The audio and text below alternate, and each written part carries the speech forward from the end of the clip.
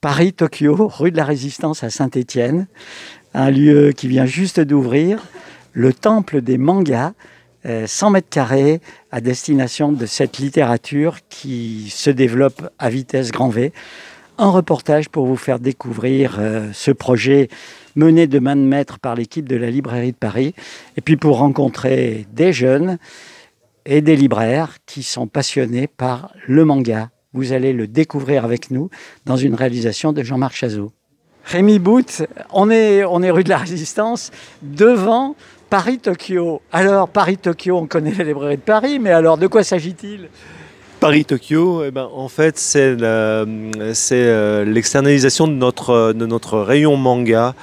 Depuis ces dernières années, le rayon manga est un rayon qui progresse énormément. Nos responsables de rayon nous tannaient en nous disant « Regardez, il nous faut de la place, il nous faut de la place, il nous faut de la place ». Au bout d'un moment, il a fallu répondre à ces demandes du personnel et on a réfléchi, on s'est creusé la tête et on s'est dit on n'a pas 50 options, il faut qu'on le fasse un petit peu en dehors de la librairie parce que voilà, on manque de... On ne peut pas pousser les murs, même si vous avez beaucoup agrandi.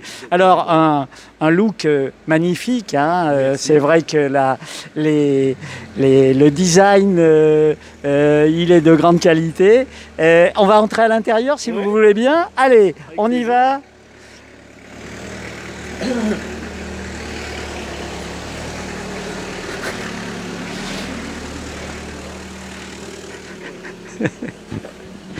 Extérieur, intérieur, et un espace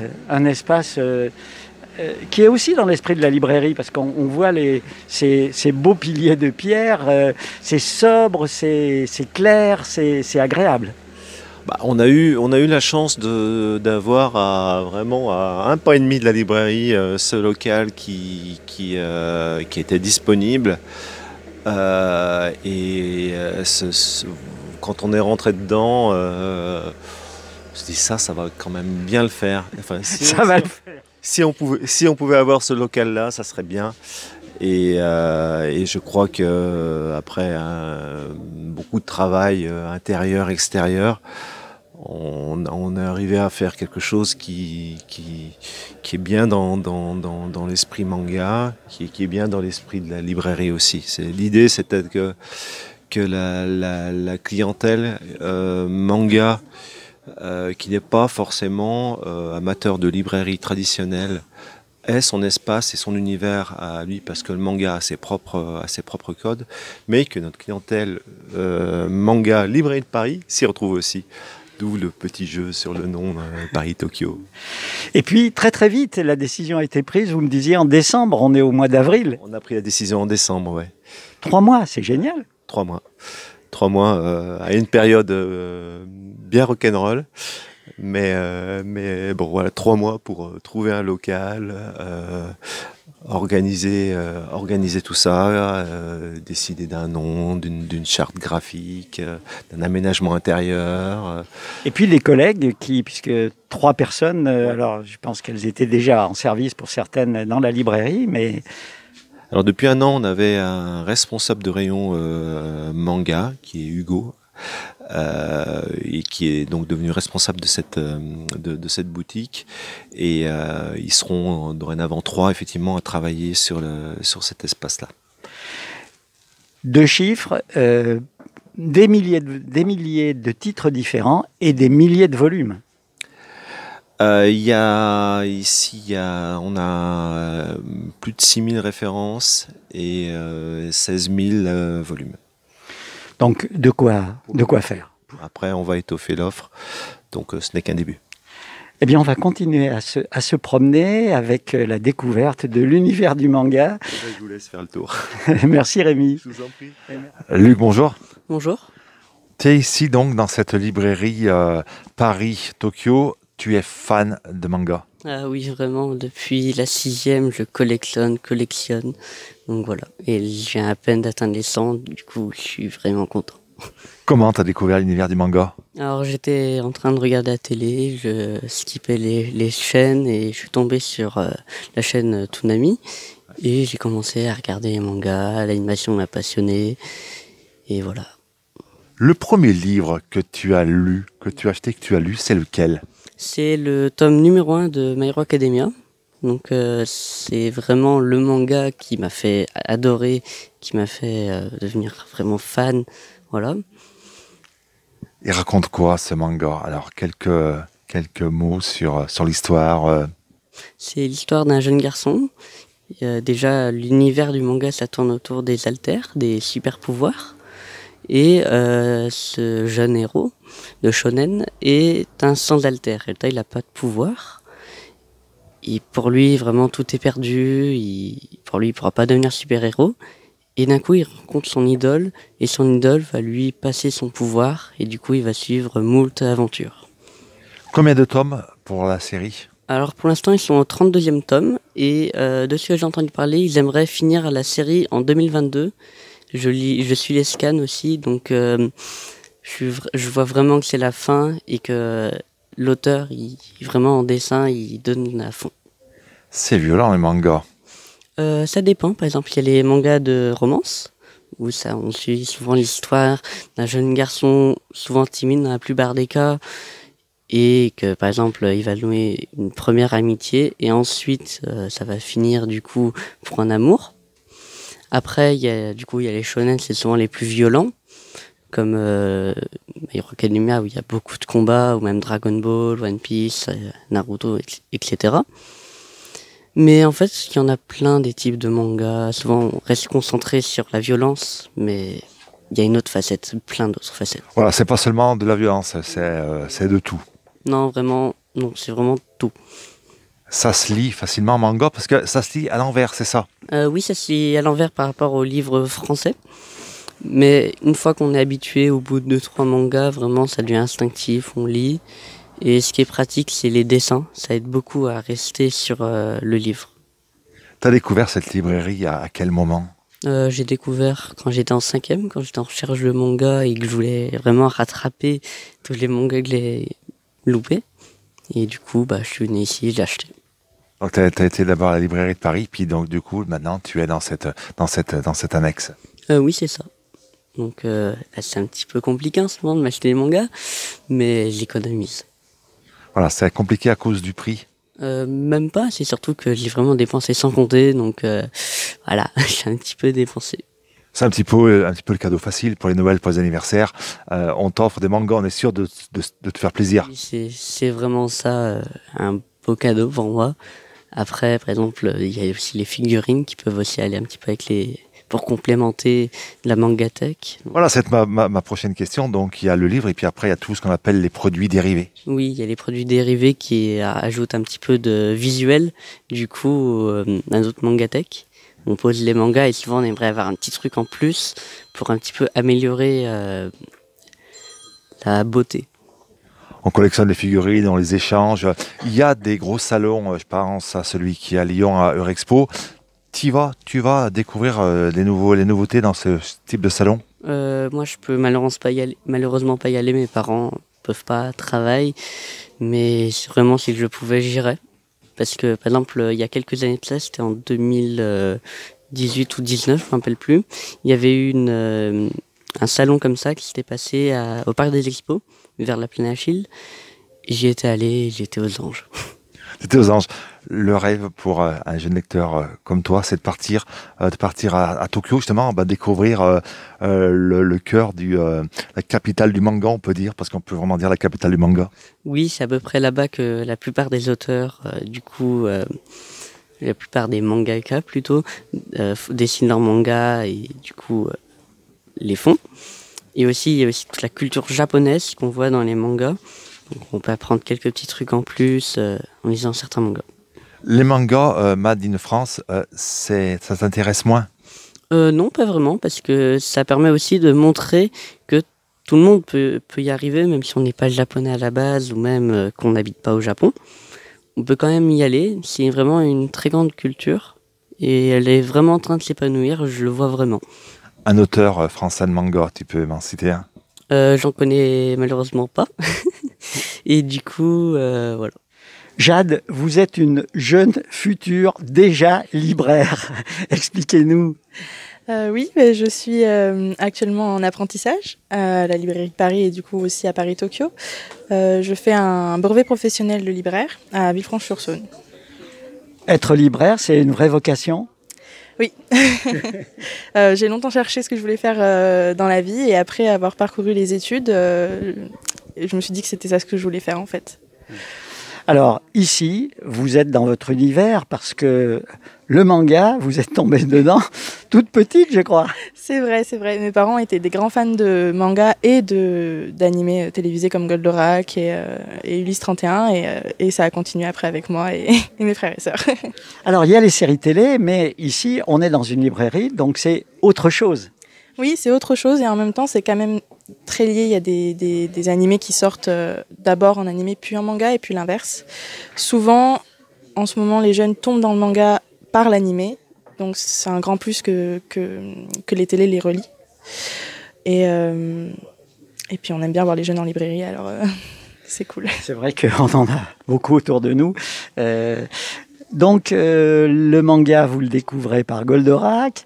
Et puis ensuite, vous allez vous mettre à en lire. Oui. C'est comme ça que ça s'est passé? C'est comme ça que ça s'est passé. Et j'ai commencé avec un manga qui s'appelle Sakura chasseuse de cartes.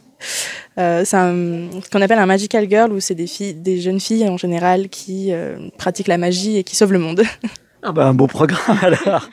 Et une série interminable comme parfois les mangas?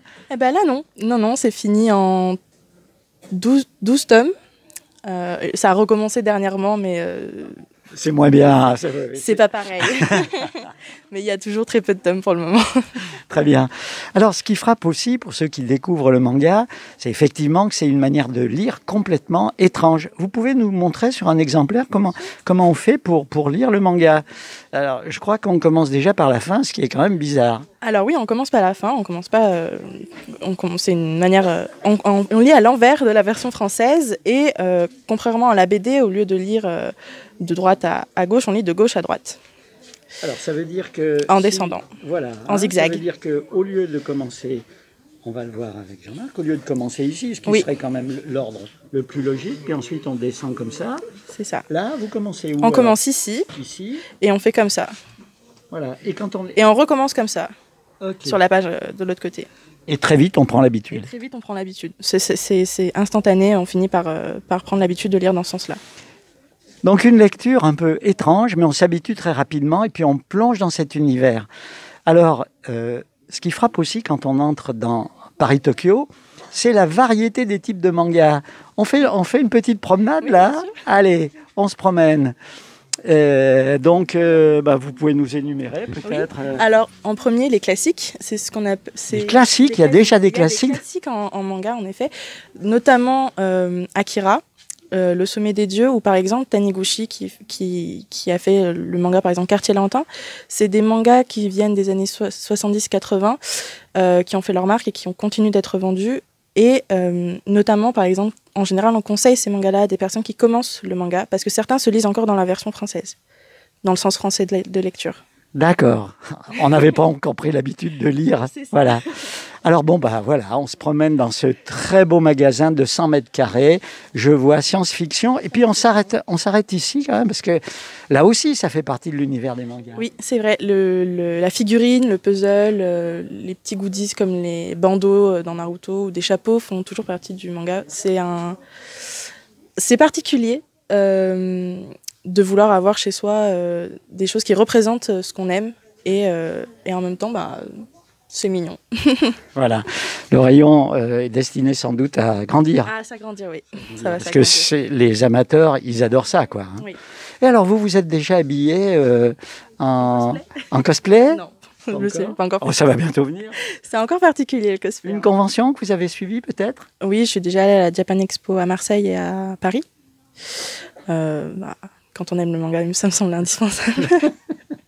C'est complètement fou. C'est fou, c'est passionnant de voir, d'être entouré de personnes qui adorent aussi cet univers-là et de pouvoir en parler sans sans avoir honte ou autre, parce que ça a longtemps été le manga et cet univers un milieu où c'était difficile d'en parler, et c'est bien avec des boutiques comme celle-ci qu'on puisse enfin s'ouvrir. Voilà. Le Japon, un voyage déjà, ou vous rêvez d'y aller? Pas encore, mais je rêve d'y aller, oui. Qu'est-ce qui vous plaît dans la civilisation et dans la culture japonaise qui est omniprésente dans le manga? Qu'est-ce qui me plaît? Je pense que c'est un univers qui plaît parce que ça a longtemps été un univers pas ouvert au monde extérieur et qui a encore ses particularités et qui reste très japonais, très peu occidentalisé dans leur manière de faire et de vivre et dans leur manière de ressentir les choses. Moi, c'est ça que j'aime dans le manga, c'est une manière différente de voir les émotions et les sentiments, je pense. Intéressant ce que vous nous dites. Alors, on va continuer à se promener, et puis en se promenant, peut-être évoquer aussi la culture donc japonaise, on vient d'en dire un mot, puis aussi le fait qu'aujourd'hui, nos amis français, non seulement se passionnent et lisent comme des fous, mais se mettent à écrire. Alors, est-ce que vous avez un rayon particulier ou est-ce qu'ils sont mélangés dans la série, dans les autres séries normales? Non, ils sont mélangés dans les autres séries normales pour pas faire de différence. C'est des mangas comme les autres? C'est des mangas comme les autres, oui, c'est des mangas comme les autres. Il y en a autant en fantasy qu'en sport et loisirs, et ça fait du bien de voir que ça intéresse aussi les Français de se mettre au manga. Des auteurs français, puis des maisons d'édition françaises qui traduisent ou qui produisent des auteurs français. Ça aussi, c'est nouveau sans doute. Là aussi, les éditeurs français, comme les libraires, ont vu débarquer cette nouvelle culture et puis ils la découvrent et ils se rendent compte qu'il y a de vrais écrivains, de la vraie qualité, des dessinateurs. Vous préférez les dessins, l'aspect graphique, l'aspect scénario, l'écriture? Ça dépend. Il y a des mangas que je peux lire pour leur aspect graphique, sans forcément que le fond soit particulièrement bien travaillé. Et au contraire, il y a des mangas qui sont tellement bien travaillés et que graphiquement, ils sont pas parfaits, mais tant pis parce que c'est si puissant que ça prend le pas sur le graphisme. Allez, 2 dernières questions. Est-ce qu'il y a des mangas humoristiques? Parce que dans la bande dessinée française, il y a quand même une immense pente qui est drôle, qui est sympa. Enfin, on pense à Astérix, Gaston Lagaffe, etc. Est-ce que ça existe dans le manga? Ça existe aussi dans Ça existe aussi? Les Japonais ont le sens de l'humour? Oui. Oui, ils sont pas que dramatiques. Oui, ils ont aussi le sens de l'humour. Je pense au manga La Voix du Tablier. On suit un ancien yakuza qui se reconvertit en homme au foyer et c'est très drôle parce qu'il fait toutes ses tâches deviennent une obligation à l'honneur. C'est très très drôle. Peler les pommes de terre, c'est quand même un acte d'héroïsme total. C'est très très très très sympa et c'est plein d'humour et en même temps on suit aussi le quotidien d'un homme au foyer au Japon et c'est très sympa.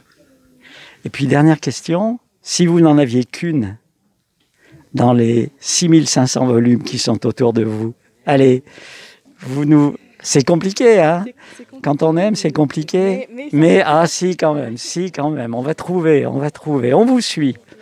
C'est un classique, c'est ce que je considère comme un classique, mais Fullmetal Alchemist.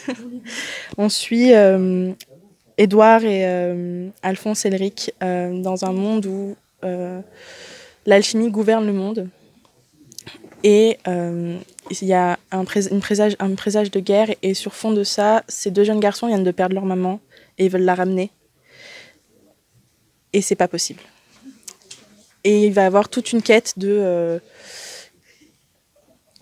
sur fond d'alchimie, d'histoire. C'est très historique, c'est très lié à la Seconde Guerre mondiale. Ça, c'est quelque chose qui a beaucoup profondément touché le manga japonais. Et c'est très émouvant à la fois. Moi, je l'adore. C'est vrai que vous en parlez très bien parce que c'est pas simplement de l'action, c'est aussi de l'histoire, c'est aussi de l'émotion, c'est aussi des personnages auxquels on peut s'attacher finalement. Oui, c'est ça. Alors ce bonhomme-là, ce petit bonhomme, oui. C'est votre pote maintenant. J'aimerais bien. Voilà. Ben, merci Jade, et puis bon succès pour votre futur métier de libraire. Ça ne m'étonnerait pas que vous arriviez à le faire. Alors un autre passionné de manga, il est en seconde, Renaud. Merci de partager avec nous la découverte et le bonheur de vivre autour des mangas. Vous étiez déjà quelqu'un qui fréquentait la librairie de Paris du départ. Oui, c'est ça. J'allais 90% du temps, j'allais acheter tous mes mangas là-bas parce qu'ils avaient des rayons pleins. Il y avait toujours tout ce que je voulais, il y avait toujours tous les mangas que je voulais. C'est bien. Et du conseil, vous avez besoin de conseils ou vous vous débrouillez tout seul parce que vous connaissez très bien ça? Bien souvent, je connaissais déjà d'avance ce que je voulais, mais il y a certaines fois où je demandais conseil parce que je ne savais pas ce qu'il y avait d'intéressant en nouvelle sortie cette semaine-là. Sortie de la semaine, ça veut dire que vous passiez chaque semaine? J'essaye de passer chaque semaine, et même si je peux, j'essaye de passer chaque soir pour avoir des nouveautés. Parce que les nouveautés sont bien souvent éparpillées sur la semaine. Donc. Alors, votre fréquentation du manga, elle est née comment? Parce que vous êtes tombé dedans tout petit, sans doute, non? Oui. Ça a commencé, j'avais 8 ans. C'est mon père qui m'a acheté mon premier manga. C'était à la librairie de Paris. Et il m'a acheté mon tout premier manga. Alors, pourquoi il lisait des mangas, votre papa? Pas du tout. Mais il s'est dit, peut-être ça va plaire à mon fiston? Peut-être, mais en tout cas, il m'a acheté mon premier. Et résultat, j'en suis aujourd'hui avec une énorme collection de plus de... Combien à peu près? 260 mangas. Ah oui, respect là. Alors, c'est des séries ou c'est très varié? C'est très varié. J'ai des séries qui font 30 tomes, j'ai des séries qui font 10 tomes, j'ai une série qui fait 2 tomes. Ça dépend le genre. Mais bien souvent, ouais, c'est aux alentours d'une dizaine de tomes. Et alors, c'est un budget ça? Ça représente... Tout votre argent en poche, je peux le dire. Ouais, ça représente un budget très très conséquent. En fait, ouais, tout mon argent de poche passe là-dedans. Et quand ça passe pas là-dedans, c'est dans les jeux vidéo aussi. Voilà, et puis aussi la carte, le pass culture qui voilà. J'ai tout passé dans des mangas. C'est génial le pass culture. C'est génial. Vivement l'an prochain que j'ai les 300 €, là, ça va envoyer. Ça motive pour travailler, pour passer dans la classe supérieure quasiment. Ah oui, c'est ça. Très franchement, oui. Parce que j'en ai jamais assez. Il y a toujours... Ça n'a pas un côté un peu addictif quand même? Vous faites autre chose que vous vous intéressez au monde du manga? Oui, je m'intéresse énormément aussi au monde du jeu vidéo, mais... Le monde que je préfère, c'est le monde du manga. Il n'y a pas de question à se poser. C'est la fiction, c'est le rêve, c'est le réel alors quand même, un jeune garçon de votre âge. Je vous taquine un peu là. En fait, c'est le fait. C'est pas ce que vous disent vos parents? Non. Mais en fait, c'est le fait que ça soit pas réel justement, que ça soit irréel, que ça raconte des histoires complètement folles qui font rêver. Et c'est génial, ça fait rêver. Il y a pas un jour où j'en lis pas un. Et alors, c'est les genres de manga, vous avez, parce qu'on a découvert, nous, avec Jean-Marc, que c'est extrêmement varié, il y a absolument de tout. Vous avez des fils conducteurs, c'est plutôt le fantastique, c'est plutôt l'histoire, c'est plutôt la société, c'est plutôt le sport? C'est plutôt le fantastique. Plus précisément... le genre du isekai, c'est quand le héros principal se réincarne dans un autre monde. Mais il y a plein d'autres genres. Il y a le héros, il y a le type de manga seinen, c'est un peu manga d'horreur. Les shoujo, c'est des mangas entre guillemets, des histoires d'amour. Les shonen, c'est des mangas où il y a toujours un combat très très puissant face à un ennemi. Et alors, vous allez bientôt parler japonais, là. Vous me parlez quasi japonais. Non, mais ça vous intéresse à ce point-là, la culture japonaise? Oui. J'adore ça. Mon plus grand rêve, c'est d'aller au Japon un jour. Bon, même si je pense que ça peut se faire, même si ça risque d'être compliqué. Mais ouais, c'est la culture japonaise, j'adore ça. Et vous allez vous mettre à en écrire, à en dessiner? Vous pourriez, avec la culture que vous avez... Vous avez commencé? J'avais commencé à en faire un vite fait avec mon cousin. Mais bon, ça n'a pas débouché sur grand-chose parce que on l'a pas continué. C'est très certainement chez lui, dans un placard. Allez, parmi tous ceux là, celui que vous me conseilleriez, moi qui suis un vieux monsieur, pour découvrir le monde du manga. Alors un que vous aimez bien sûr, mais avec l'idée, quelqu'un d'une autre génération, comment on pourrait lui montrer que c'est vraiment intéressant et de grande qualité sur le plan du dessin, de l'écriture de la fiction, de l'univers qui est évoqué. Alors moi, allez. celui que je vous conseillerais, c'est Historique. Alors, expliquez-nous. Ça parle en gros d'une apothicaire qui est au château de Pékin. Et on suit ses aventures tout au long de sa vie. Et franchement, c'est super génial. Il y a un peu de fantastique parce que ils mettent Il en faut bien. Hein. Il en faut un peu. Ils mettent des détails de mythologie japonaise. Franchement, c'est génial. C'est très inattendu comme quand je l'ai acheté, j'ai été très très surpris parce que franchement, c'est super bien. Eh ben, vous nous faites voir. On va voir le. Alors, il faut le tenir à l'envers, hein, puisque puisque c'est par rapport à un roman. Par rapport à nous. Voilà. Eh ben, écoutez, merci. Je vous en prie. Et continuez à être heureux avec ce monde des mangas et dans cette belle librairie. C'est bien mon projet. Voilà. Merci à Jean-Marc pour la réalisation technique. Merci.